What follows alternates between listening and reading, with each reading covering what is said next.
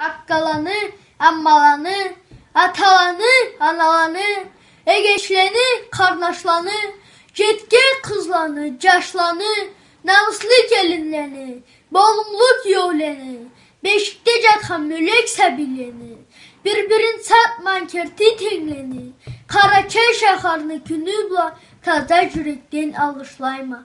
O qurba kelsin bu bayrağımız, köp basınla, bek basınla nasibız, sibız, sağlığımız, dünya malımız, tal sularımız tirmenlerinin bursunla, tin baylığımızla, mal baylığımız, bazman bolğanlar tursunla, şarayıq, küleyik, bir ulluk kıyıllıq yok ise, keçim salabileyik, milletini yeküleşmeyin, başka milletle burada küreşmeyin.